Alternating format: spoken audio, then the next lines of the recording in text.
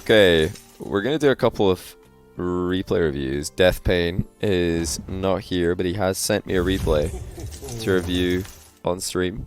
This replay was called I Don't Deserve GC, so we're probably looking at a GC mostly lobby. There's my Steam overlay is not showing, so I'll put that on the screen because I know a lot of people are probably going to ask. It's Deathpayne, the Grand Champ. Let's see what you could do better. So we're in a partially pre-made game. The entire other team are pre-made. We're solo queuing threes, and then we've got two pre-made teammates. Decided to cheat. This is fine. Making a play that, well, we're seeing actually here why it might be dangerous to continue in here. Like, if the ball isn't a clear win for you as the cheating player, it can be risky to do anything other than a fake challenge. Mainly because, yeah, like, we're double stacking here. This is risky to double stack like this because one touch from the opponent can take you both out the game. And now our teammate is 1v3. So that's one reason not to dive in if one of your teammates is already in that position. The other reason is that we're both going for the same boost here. Like, yeah, that boost is there. Your teammate could have taken it. See, he would have landed on this boost right now if we didn't take it. So we probably could have just faked the challenge there, gone back, and been in position to defend against what's happening now without boost starving our teammate as well. It would have been good to just give him space. Just don't get too close to your teammates for a 50-50. If you've got a clear win on the ball, then it's a different story. But that was not a clear win.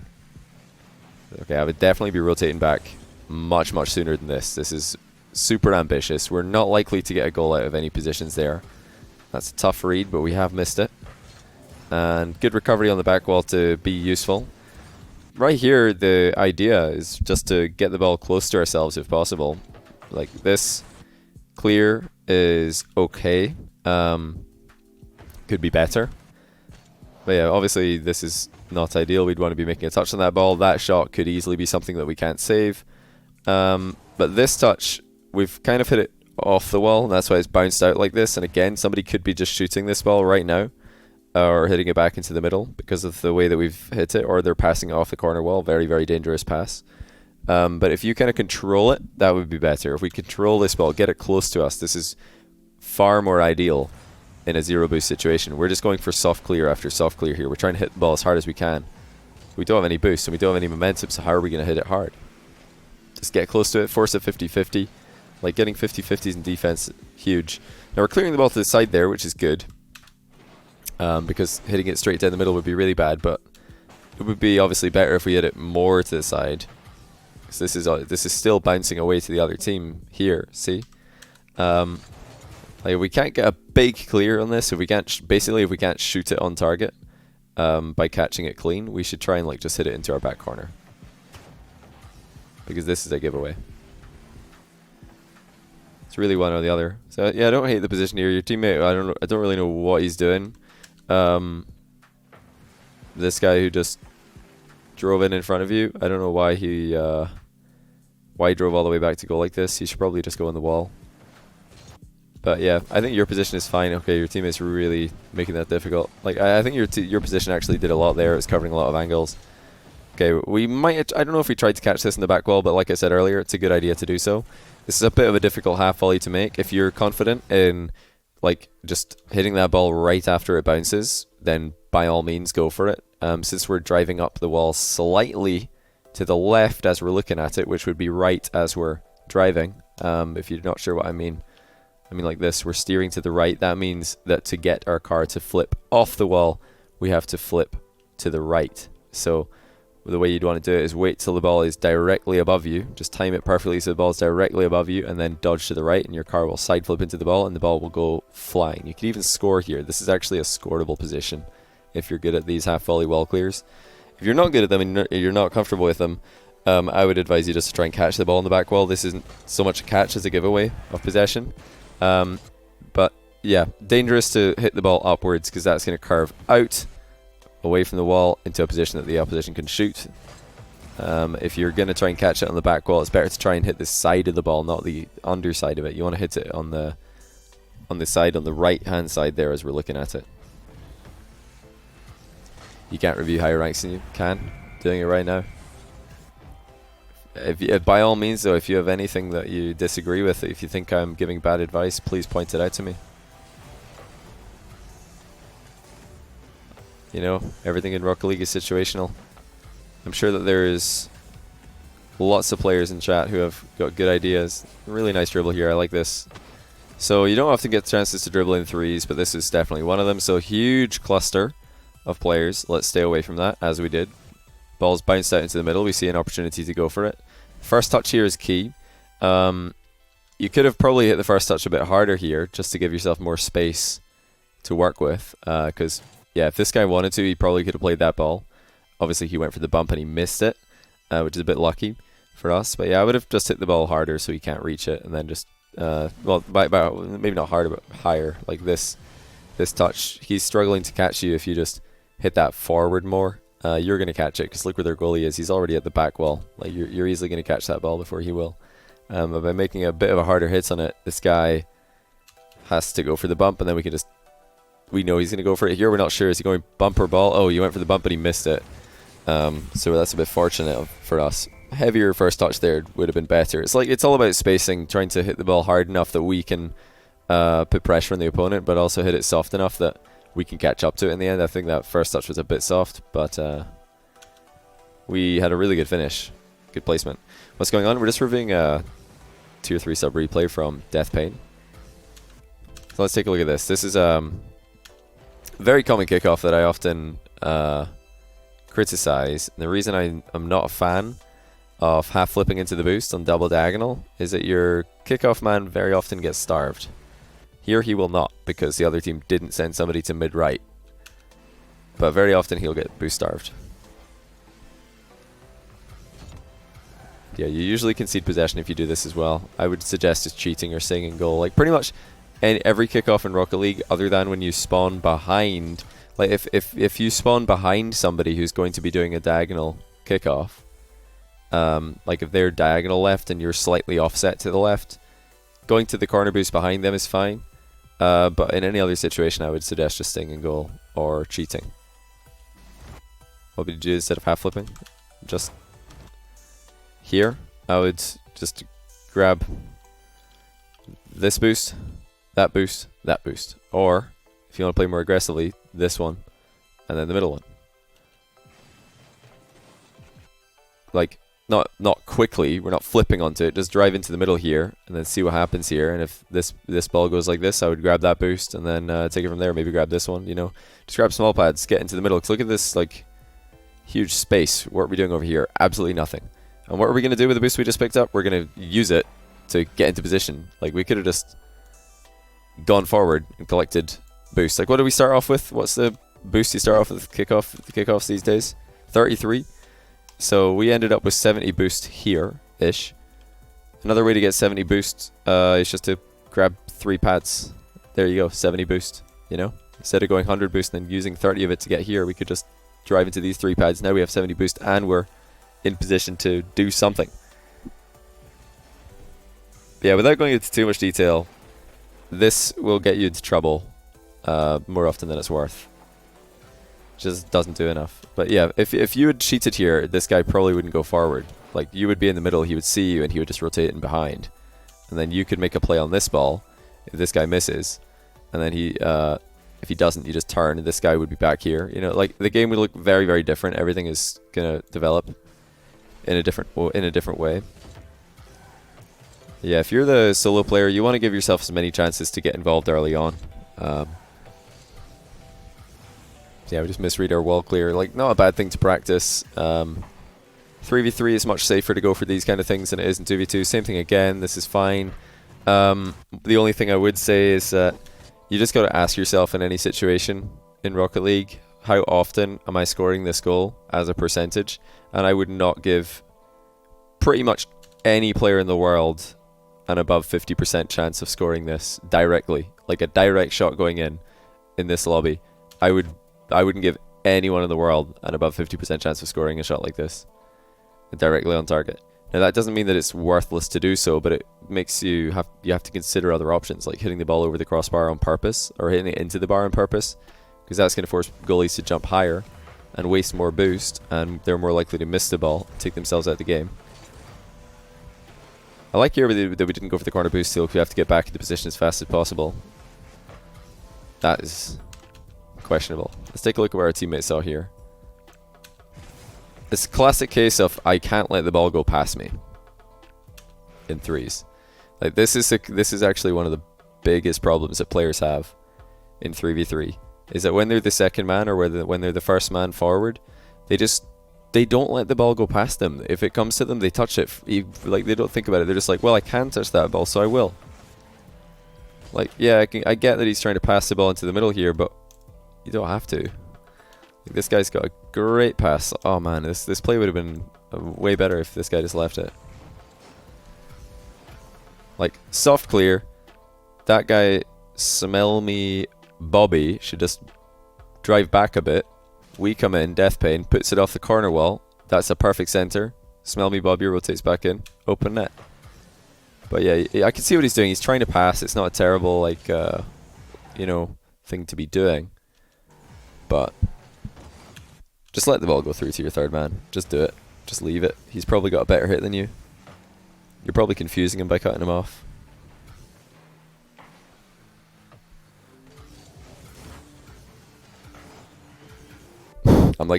I'm not really following the chat argument right now because I'm looking at the game, but don't worry guys, you don't need to defend my my honor.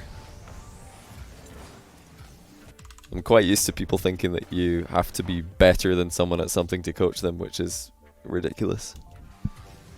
I'm sure that all of LeBron James coaches are better than him at basketball 1v1. Deathpayne, we do for sure 100% go for too many aerial plays that are not likely to work. Depending on what your main goal with 3v3 is and with Rocket League is, that might be hindering you. If your main goal is just to get better at aerials, then sure, be my guest, go for it. But if your main goal is to rank up, which it might not be if you're already Grand Champ, you might not care about ranking up at all because there's literally no point in ranking up beyond Grand Champ. You get nothing. If your main goal is improving, then yeah, go for these aerial plays that are probably not going to work just to practice and test yourself. But if you want to win, then you wouldn't want to go for this. This is something that you absolutely like. There's no point going for this. Like we're literally taking ourselves out of the game. Double jump challenges like this, or like fast aerial challenges, are only really viable if you're able to land on a wall right after doing it. So if we were right next to the sidewall here, let's say that the sidewall is here. Like this challenge was happening over the side of the pitch.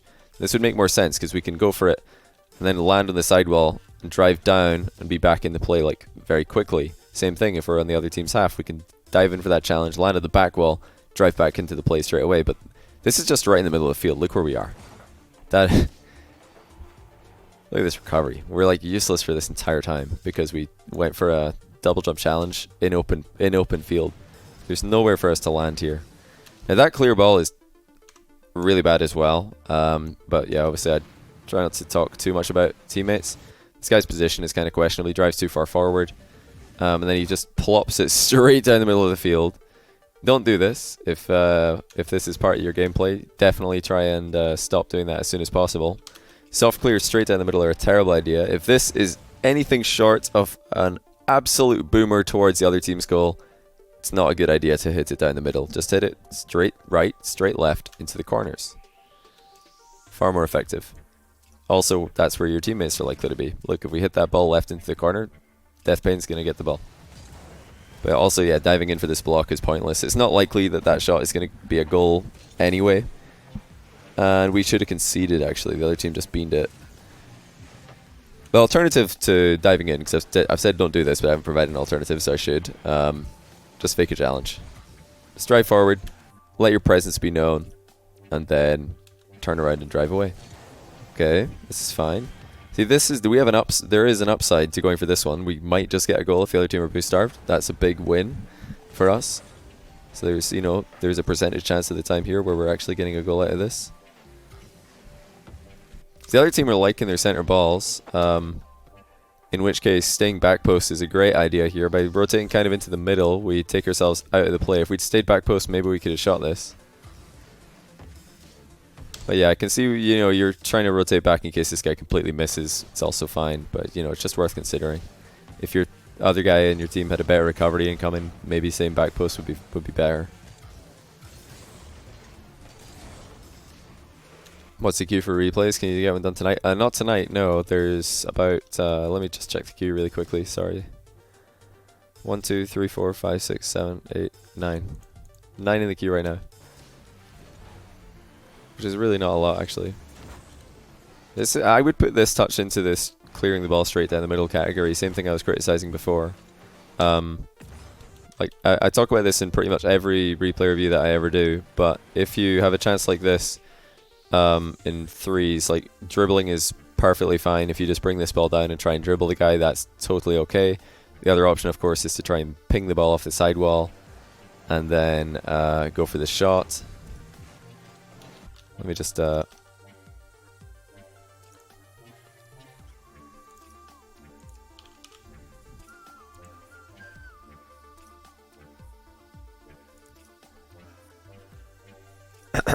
Hey, Fosup, how's it going?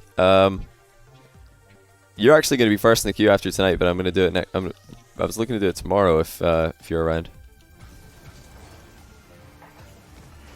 Nice demo on the recovery. Maybe could have gone for another, but your team are looking a bit dangerous. I would just get in the goal here if I was you, because these guys, they haven't confirmed the clear ball yet, you know? This is not at all a confirmed clear ball, so turning on a 50-50 like this is risky, because this 50-50 could have gone pretty much anywhere. Could bounce off the ceiling into our goal, for example. It's not likely, but it could. So we have to think about it, because we're third man, and third man should always try and cover like the worst case scenarios.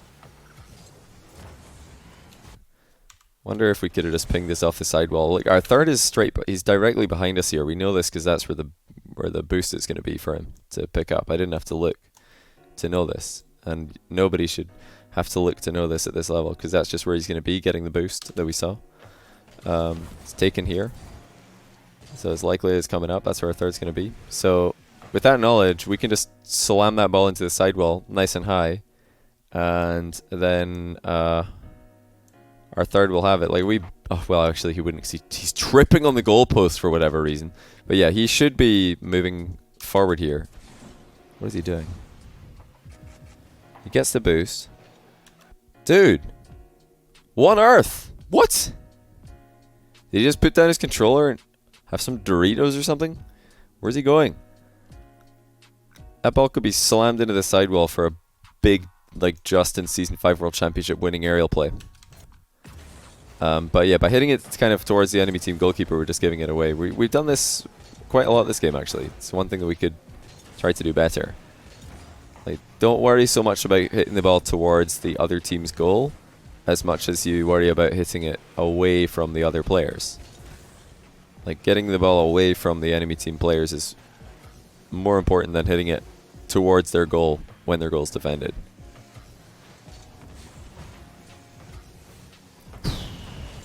Wow.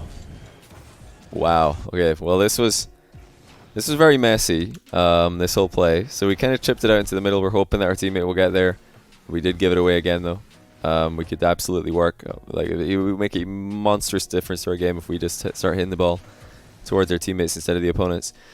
But our problem here is that we're willingly taking a 50-50 challenge. Well, it's at best a 50-50, at worst him outplaying us. We're doing that as third man, which we just can't do as third man. Like, if he hits this wrong, our only play that we can make is either to shadow near post or go to goal. Like, we have to do something reactive. Like, faking a challenge up the wall here, then turning back to face the goal is okay, because then when he does that, we can just turn around and challenge him.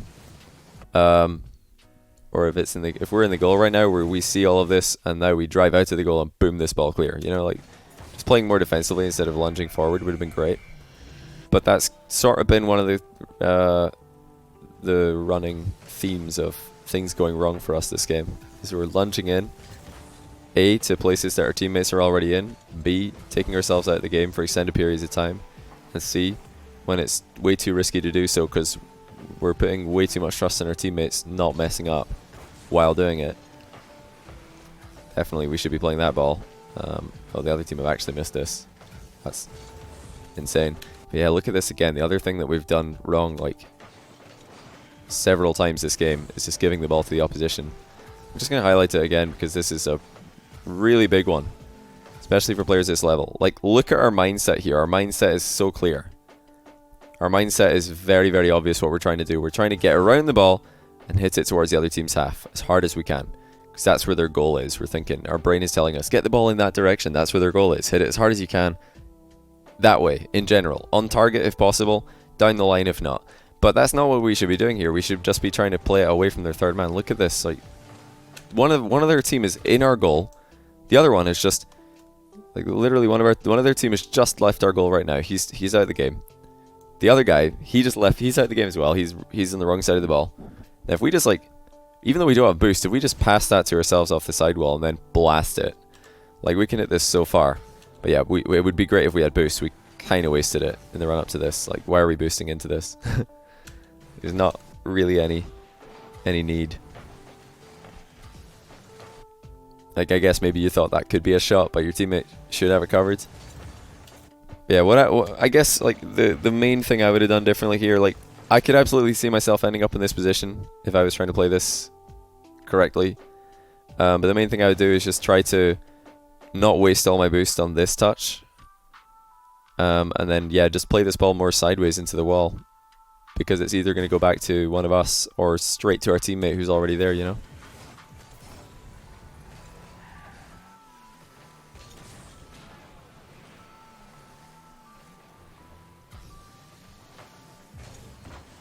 Okay, let's see if we can get a late comeback win. Now, here it is. Not a bad start, actually. Like, this could have worked out. I don't, like, you have hit that towards your teammate. The problem is that he's kind of autopiloted forward, and he somehow got beaten to the ball by somebody who was facing away from it. Is he just out of boost or something? Yeah, because if he has boost here and you pop this, he's going to jump for sure and center it. But he just didn't have boost, which is a little bit unfortunate, because this isn't a terrible idea to pass it like this. I would have liked more if you just went for this yourself. Like, there's 10 seconds left. There's no more thinking about recovering. That doesn't matter anymore. There's 12 seconds left for one goal down. You don't, like, recoveries don't matter anymore. We just have to score. So yeah, just trying to get this over the first defender here a bit higher, more difficult for him to reach, would have made more sense. Just go, get stuck in. And that's game. But yeah, two extremely recurring themes this game, which are extremely common problems in lots of players' games. We're diving into challenges, taking ourselves out of the game. So if we just implement more fake challenges into our game, we're going to be significantly more consistent in pressuring the ball without putting more faith than necessary in our teammates. So yeah, just try to fake more challenges. Don't throw yourself in for dunks that are not likely to work. And yeah, easily number one for me is the giving away of the ball. Lots of kind of clears that are just going straight towards opponents instead of being kept, like, in your own half. Like, very often this kind of touch just back into your own corner is fine, because then the teammate can, you know, blast it down the line. And the underrated thing, right? The underrated thing about like passing the ball in defense is that your wrong footing, or, you know, it's even better than wrong footing, right? So the term wrong footing comes from, obviously, sports, where you pretend to take the ball this way, for example, then you actually take it this way, and the entire defense have all turned this way, getting ready for the ball to go over there, and then before they know it, it's behind them. It's on the other side. I'm sure you're all familiar with this term. But it's even more so in Rocket League, because if you make it look as if you're clearing the ball, then you actually just pass it, like, to the side, to where your teammates are, or, you know, to yourself off a sidewall. The other team are all, they're literally driving away. Their whole car is facing this way, getting ready for what's going to happen, and then they have to turn, or they have to do like a big turn to get back to the ball. So it's huge. If you can, like, wrong foot the entire enemy team with one play, why not do it? And everybody's expecting the ball to be cleared down the middle. That's where they're all positioning to defend it. They're like, oh, the other team are going to clear the ball. Okay, get in the middle. There we go. We're going to send it back in. Excellent. Everybody's ready for that. So if you want to counter that, just stop clearing the ball down the middle. Instead of like just thinking, okay, how hard can I hit the ball towards the other team's half? Start thinking, well, how hard can I hit it off the sidewall? And then on the next touch, I'm going to put it into towards their half. And then maybe I can follow up, because remember, they're still going to be completely out of position from your first touch. And I'm not just saying this from personal experience. This is a strategy that I've used to, great effect in my own games. Just fake a big clear down the middle. Instead, just pass it to yourself off the sidewall, because you get way more power on your second touch than you would have before. Like, way more. And also, nobody on the other team's expecting it. But several high-level players, I'm talking highest high-level players, like Fairy Peak when he was dominating in ones, he did this all the time. He would just pass the ball to himself off a sidewall and then score. Go back and watch all the old Fairy Peak matches and check out how many times he's doing this. And yeah, he was way ahead of the curve on this. Just realizing how big it is, how much power you can generate by moving the ball laterally instead of being predictable like everybody else and just constantly going down the middle. That's what everybody does. They just go down the middle on every single touch as hard as they can, which is very often not very hard. Those would be my two biggest strategical changes for Deathpayne, without question. Just adding things like fake challenges to our game in defense, and yeah, trying to move the ball laterally in defense as well. Gotta stop giving the ball away. But yeah, thanks for the replay, Deathpayne. Very very interesting loss. There was definitely like some difficulties we had with those teammates, but hey, it happens. It happens.